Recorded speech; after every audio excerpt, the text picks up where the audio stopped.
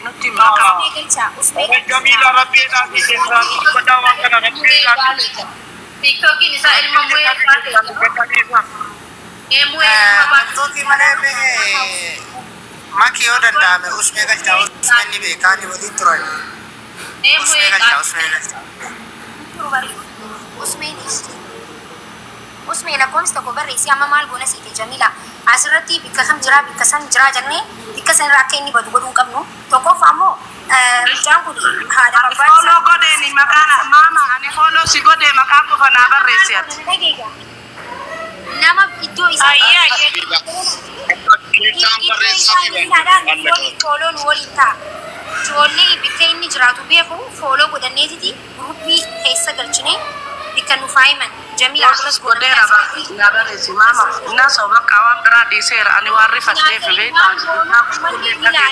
eega goone booda laaltan waan hundaa jechuudha dubartii morma cabsuun dubartii boocisuun dubartii akka isiin balleessitu godhuun hin danda'amu dhaabbachuu qaba isiin akka balleessitu kana godhe asirratti makii shukutii ta'e asirratti wallaahi wanni inni godhe kun akka dhiirri borullee hin fuune nullee warri ganaa fuudhuuf yaadnu akka hin fuune nu godhe dubartii qofaa miti nutti illee akka agartee ganaa bultii ijaaranne nu godhe dhugaa dubbachuuf warroota singiliititti illee karaa cufe kuni bakka jiramutti hirmijaa irratti fudhatamuu qaba dirqama. Okay, amma maal goona seetan nama bikka inni iddoo inni jiru beektan kottaa ol baati akka fooloo isin goone keessa isin dubbisnu waan barbaannu kottaa ol seenaa warri gastii gubbaa warri dubbatu waan usmeen beeka jechaanii jira. Ay maafi shukutii koo akkasila baatee na dubbisa. carraa kana haa dubbattu waan boonsa ganaallee dhiirtii Oromoo tokko dubartii takka irratti gabbaatee waan akkana akka hin raawwannetti irratti hojjannaa jechuudha. Ati garuu hin boohini ofiin balleessaa qullaan baa hin baatu kana booda si baasu. Takkitti si baasee ifuu gisee kana rakkoo keessa jira ifiifuu jechuudha. Waan akkatti namni si lolu itti fakkaanneessa. Waan ati balleessitu itti fakkaate. Ati immoo isaaf bikka kannitee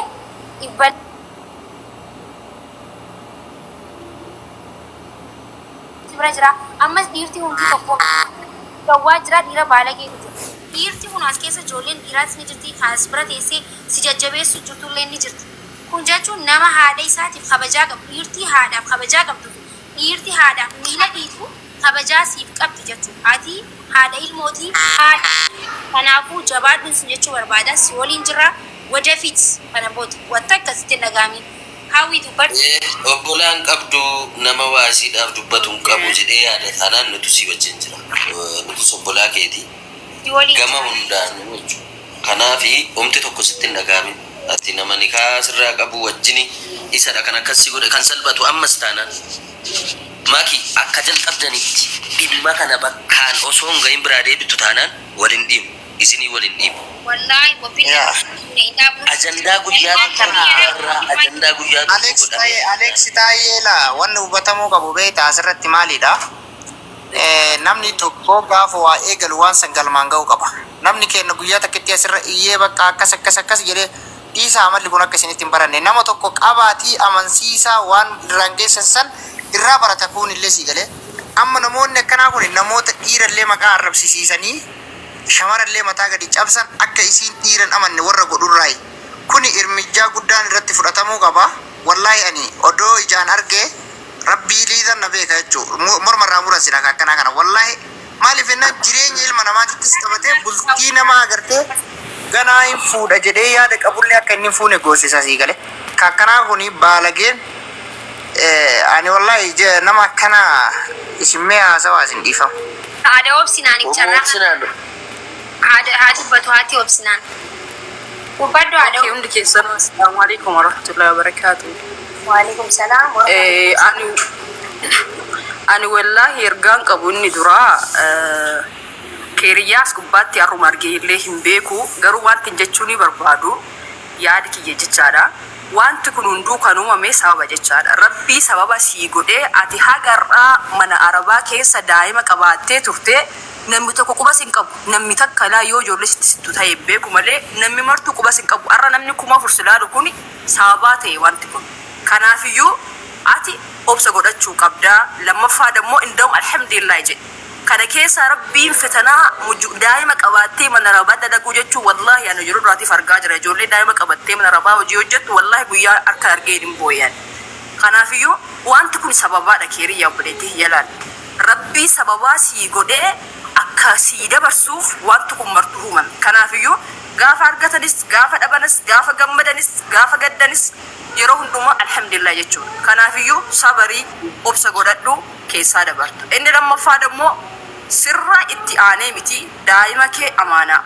Duratti yeroo aartee daa'imni gubbaa jirtu akka tokko jechaa turte waan ta'eef daa'ima kee sirra itti naannu adaraa daa'ima kee amaanaa. Aariif jecha of lubbuu keellee daa'ima keellee aariif jecha wama takka wanti martu sababaaf malee wanti adda ta'ellee uumameetii miti. Wanti namni takka amma hagarraatti nagarree wayii sirraallee uumameetii miti. Wanti kun waan ta'ee darbeedha uumaa jechuudha miti. Kanaafiyyuu sababa jedhiitii naa dabarsuuf jedhiitii akkasitti of amansiisii siin jedha.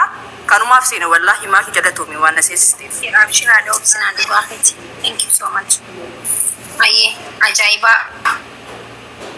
Namni guys ganda isaa Assalamualaikum. follow isin godhanna. Ammallee deebi'ee wallahi eenyu tana dura dubbattee wallahi waan hin dubbachuu deemu na dura dubbattee obboleettii tiyya keeriyaa si wajji jirra. Wanni ati goote takkalleenu waan fokkottuu miti. Qaamni jaarsaa qaama keeti qaamni kee qaama isaati jechuufi wanni takka tasitti dhagehamtu hin jiraatin jaarsa kee halaali akkana si godhe si wajji jirra haaloo nuu deebisi hanga dhumaatti si wajji jirra. Ilmooteetii fi atillee rabbi nagee isinitti haa ta'u dalagaa dandeessu hojjadhu ilmooteetiif boqonnaan fedha jettu si booda jirra waan humma feeteenu si booda jirra obboleettiiti. Haaloo naa deebisi namni hundi shamarreen hundi si wajji jirti. Mataa kee akkanaa jettee gadi hin qabatin. Wanni hundi khayriif taati. Khayriif taate tunillee hamtuu fakkaattee khayrii namaa taati obboleettiiti. Kanaafuu abshirjii si wajji jirra hanqa dhumatti si wajji jirra. Obboleettii tiyya obboleettii ilaale ati haadha ati goota si galti rabbii ol si qabe ammallee ol si qabuuf wanni tun dhufte mataa nurraa gadi hin qabatini mataa kee ol qabadhuu siin jaa. Deebi'i namni kumdee afur kaas keessa jirtan waan takka waan fokkottuu yoo agartan harkaan dhoorgaa jee rabbi dadhabdu afaaniin dhoorki je dadhabdu harkaa fi afaanii yoo dadhabde qalbii teetiin jibbii kanaafuu arra namni quba nama laattan arra asii kofaltan baruus teeti jajuun dur ni turti ta'arraa hin turtu harka keetirra si jirti jechuu. Kanaafuu jaartii namaati jaartii isaati safuun isiin goote hin jirtu cinaa dhaabbadha obboleettii teenya cinaa dhaabbannee haa gargaarru. Obboleettiin teenya aartee mataan isii akka isii dhukkubu hin barbaanne mataan isii akka nurraa dhukkubu hin barbaanne imimmaan reefu buuftellee buusuu hin qabdu. Alhamdulillahi di obboleettii tiyya rakaa lama salaati rabbii kee galatoonfadhu si wajji jirraa abshirnaa ji siin jechuufin ol bahee ulfaadhu galatoomii nurraa hin booyin. Barsaa yoo kana booda sirraa amma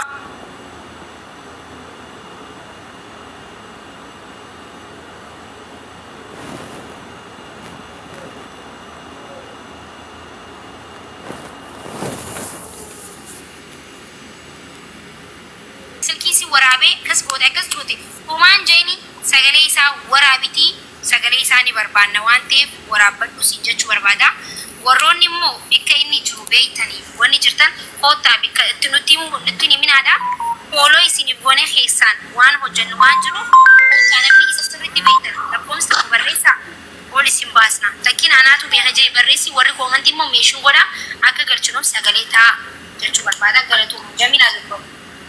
Ani waan gaarii isin kaastanii jirtani anumaa wanni jedhuun qabu maamaati jaati wanni bootuuf hin jiru. Kan goote duriyee wajjinii miti namni duriyee wajjinuu godhee gadi lakkisan abbaa manaa kee wajjin goote namni sitti ilaalus hin jiru. Kanaaf dhuguma akka dubartumaatti sitti dhaga'amuu danda'a wajjin nyaaddee wajjin dhuge akka nana godhe itteetiin yaadda duriyeen kanuma irri nagaa qabu ammoo tuyyuu kafana ofii ka wajjin ciise iyyuu gad hin baasu ture godhee jira biyya arabaa jirta amma ummanni 4,000 ilaala mana asliitittis akkas ture argitanii jirtan yoo biyyatti galte ani si wajjin jira na dhageette mana sii kenna daa'ima keessii guddu dhageesse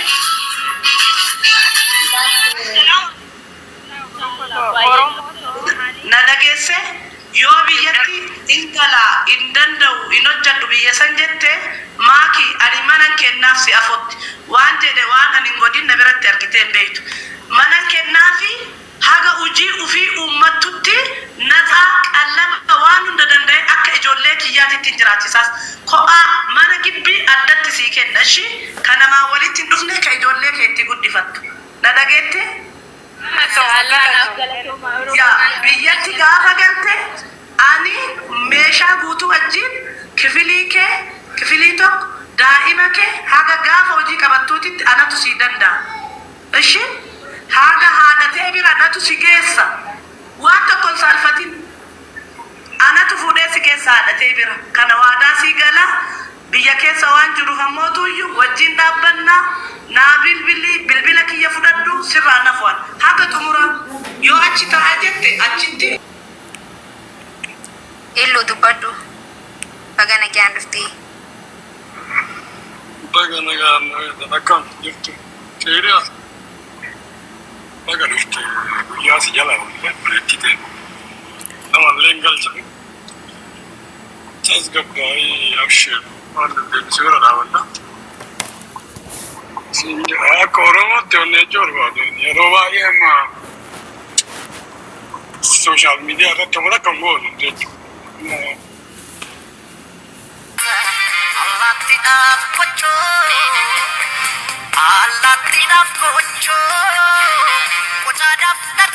Keessaan na dubbisi information bakka inni jiru naannoo inni irra jirra toonnaa jala yoo kan nu golchitu taate keessaanis bilbila keessii irra isaan na dubbisi. Asirratti dubbannu maaliif ni beekame ati bikka inni jiru hundaa'u sarrakkoon qabu ati itti dhiisi as biratti namni yoo habeetu ta'e sumarratti dhiisnaa jechuun yoommoo asirratti hin beekne ta'e namni biraas hin waan ta'eef itti dabalachuun dirqama ta'a. Rakkoon hin jiru. si ergee jira Muniir. Okay, tamam taate. Galatoon Muniir baratuu qaba Oromoon akkanatti isin barsiifna nama isin barsiisuu qabna walaa walii galle barsiisuu qabna akka namni nama wal kabajee wal kuni ana qofaatti miti ani laal makki ana qofa osoo hin taane magaalaa birattis deemuu bala bakka fedhetti information facaasnee jirra amma nu dhagee bakka biraatti dheessuun himal garuu awwajne gara haadha isaa keessatti hin deebi'u ni qaba dhibbarraa dhibbatti hin jira sararesiima yoo jala keenye wanta kana riippoortii goone ni to'atama poolisii federaalaatiin haa ta'u poolisii naannootiin haa ta'u ni to'atama nuti gadi bu'uuni hojjenne jechuudha. Kuni rakkoon qabu. Maybe arra magaalaa kana ta'e bakka biraa deemuu mala. Bakka sanittis addunyaa kanarraa jechi isheen hin dhabamu. Kana rakkoo waadaan siniise. Kuni akka lammadallee mucaan kun sababa mucaa kanaatiin kana booda dubartoonni miidiyaa irratti salphachuu fi warri salphisuu fi warra dubartii morma cabsiisuu barbaadu hundinuu ni dhaabbataa jechuudha. Ilaarraa waa hedduu akkas goona jaadameetuma wanni godhame tokko hin jiru. Kun immoo ni godhama jechuudha. An takka waan nama dhuunfaa seeneen beeku garuu mucoon tun garaa na balleessite because niqaa osoo qabdu haadha ilmoo taate osoo jirtu wanni kun irratti raawwatamuun waan namni hundinuu rafuu miti. Amma gruppii teelegiraamaan takkiin miseenjaraan jaarraa Muniir qoy fooloo tiktookii kanaa walitti hin qabnu isa Muniir. Annaa Tiger hunda keessanuu gruppii san keessatti aadi isin godhe isin galche isinillee nambara naa ergitu gruppii san keessatti walii mari'anneeti waan bireedaa goone akkasitti Yera follow na body me yero ani follow go to dede amama. Private jira. Na fakkaate follow ya go shinjedo. Kaya aje tu. Illo imagine. Ani hojii deemaa ti waa yaada bareeda nama ijaaraati amma achi gabiyya galee salphaadha yeroo kongo warri waan qabu dhabee hidhaa keessaa taa'u ka biyya alaatu biyya biraatittuyyuu yoo nu tokko taane wallahi namni namatti hin taphatu dubartiitti hin taphatan dubartiin saaman itti ulfeessanii kana dhaggatanii akka isaa ta'e nama adda garas jira waan ta'eef osoo adda waan hunda argadhe ilo ati garas jira beektaa ganama deeme kaluu jira bakka amma jedhaniin osoo waan kana naa qulqulleessitanii ganama kara biyyaa achi deemu irra gara naala mijeessee yeroo booda yookaan iftaan buleeyyuu ka'uu hin danda'a. Amma ani naannoo ganama gizee deemu argite mimaaki kaluu jira bakka amma jarri jedhanii bilbilaa fi adreesii maalii qofa qopheessaatiin naa ergaa wannoo hidha amma haadha. Afarsoo hin dhageessaa? Afarsoo akkas godha amma. Afarsoo. Hojii Munir waan hundas nin beeka jee kaisarratti haalaan beeku jiraachuu danda'a ijoollee Munir because biyya waan hin jirreef ijoollee biyya jirtu ijoollee bikka inni jirtu quba qabdu yoo jiraatan namoota akkasiisan iyyaafadhuti amma giseen asirraa bee guruppii miseenjeraan nin jaaraa jechuu Jamiilaan nambara kan kennin qabu Jamiila ajaa'ibaan hin qabaa Jamiila nambara kan anamma ijoollee wayii beektaa ijoollee dubbisee ooleen ijoollee duraan inni asitti wajjin ture hin beeka baay'ee wayii walumaan qabamtee galtee ijoollee teenya jechuudha ijoollee dafqisiisfaa bilbila reef akka waliin haasofnetti naannoo amma himan kanaa miti sangaroo qulqulleeffadheen sitti hima ishee dubbannu keessaan qulqulleeffadheen sitti hima jechuudha addaan baasee ijoollee isa waliin guyyaa inni qabame isa wajji qabamteen reef wajji haasa'een ture aboon akkanaa tokkotu deemu jira jennaan bakka mee boodaan isinitti hima waan daawwiyyee. Bakka asirratti Makki maali ni beektaa amma wanni godhamu inni bakka fedhe haa jiraatu har'a fedhu arsii haa jiraatu fedhu godina baalee fedhu harargee haa jiraatu footoo isaa maxxansinee jira yoo xiqqaate feesbuuk irratti nama 500 oliitu maxxansi akka qabamuudhaaf wanna kana jechuudha.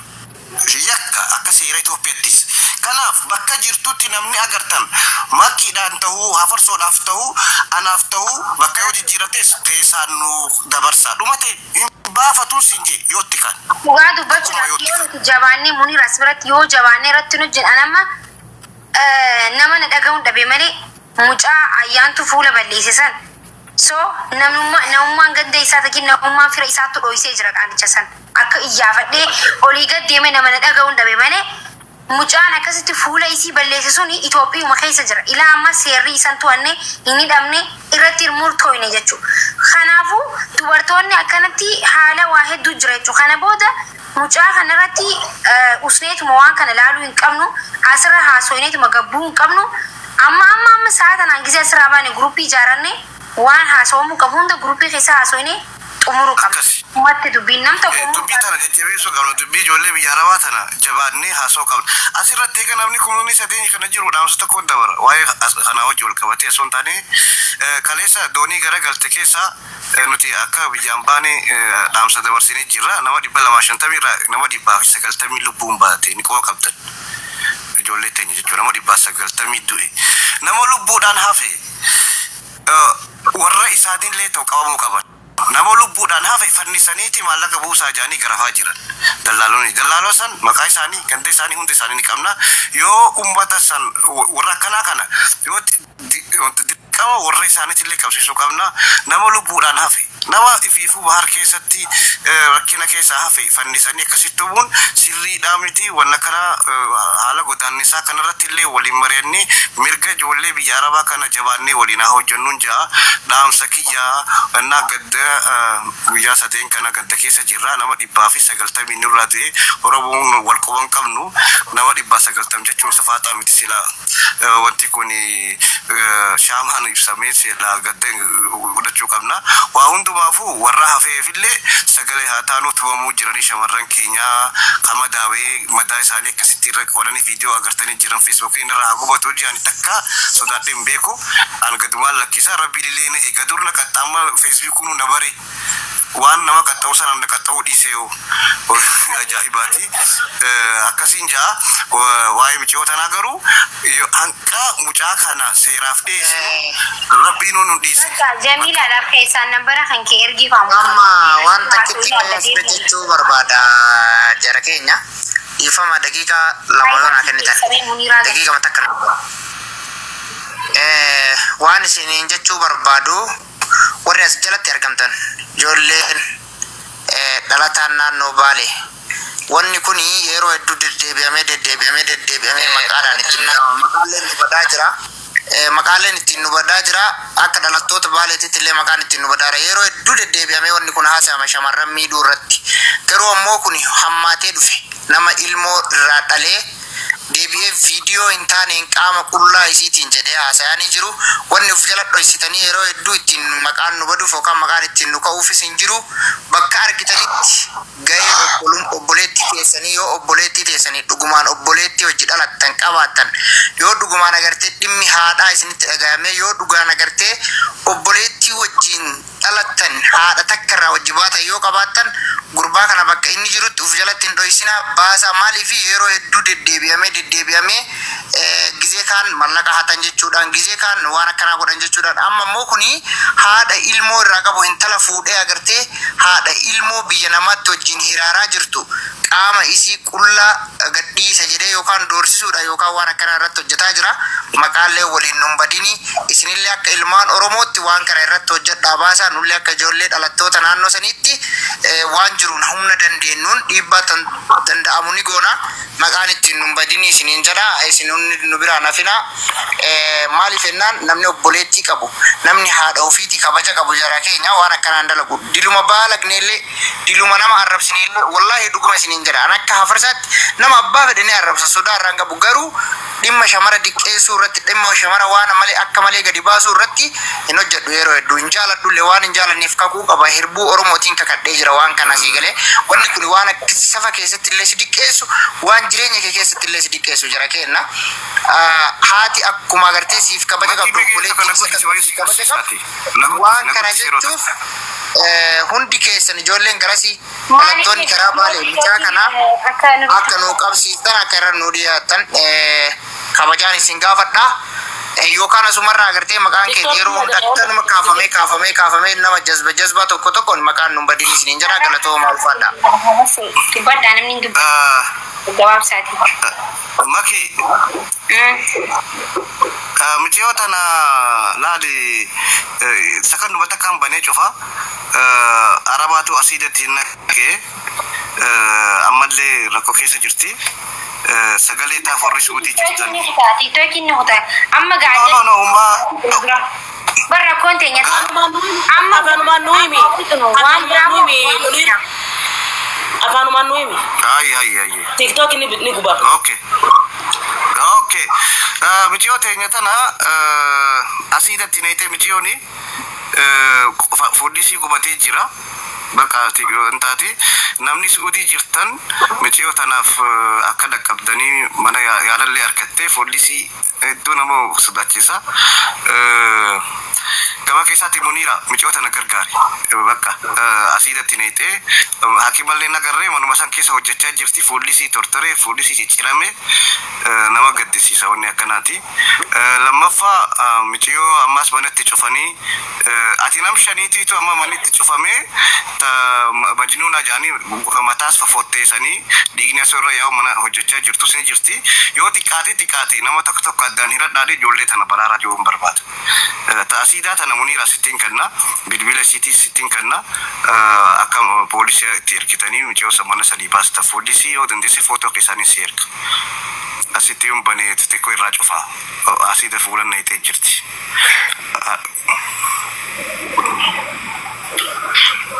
wallahi rakko hedduu jira wallahi dhugaa dubbachuu rabbi rakkoo haafuru waan hundaa'u namni jiru waa hedduu hojjechuu danda'a waa hedduus balleessuu danda'a amma Munir keenya oguu dubbii ajandaa waan takkaa hoggaa kaasne Munir dagai ajandaa waan takkaa hoggaa kaasne hoggaa kun xumurame booda hujii sagaleen kiyya gaamusa maalaa sawi ni daga matiti akkasuma waan anjechuu kee dubbattee maakii sagaleen kiyya gaamusa waan tokko gizee eegallee dura waan tokko haxumurra rakkoon keenya amma namni oduu halisee kaanitti deema kanaafuu amma micoo amma boo jirtu tana imimmaan isirra hayne haqa isii baasne tammo fulli isii badesanii sunis waan guddaa irratti hojjetamu qaba waan amma dubbannee bira dabarru miti sanumaafuu kaawuyyaanan akkasi balleessan sani miti dubbitan dhageen turaan illeeni kanaafuu irratti hojjannaa amma baadhaa taasiidhaatis kophaa ookee anis akkuma lubbuudhaan dhaqqabdaniif jeeti dhiifama eega duuteereef karii galchinaa rakkoo qabu eega ajandaa jijjiiruu ta'e dhiifama ookee.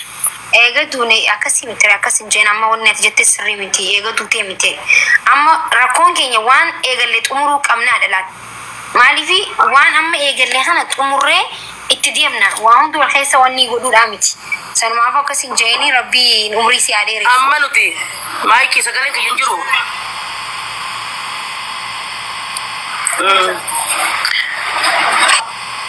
sagaleen koo jira. Assalamu alaikum warahmatullahi wabarakatuh. Maakii dubbadhu dubbadhe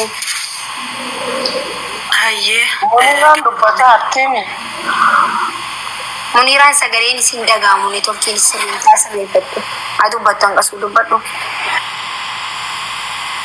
hayyee galatoomi maashaallah hayaada gaarii irra jirtanii waan inan dubbachuu barbaade hundi keessanii dubbattaniittu wanti irra deebi'anuu faayidaa tokko hin qabu.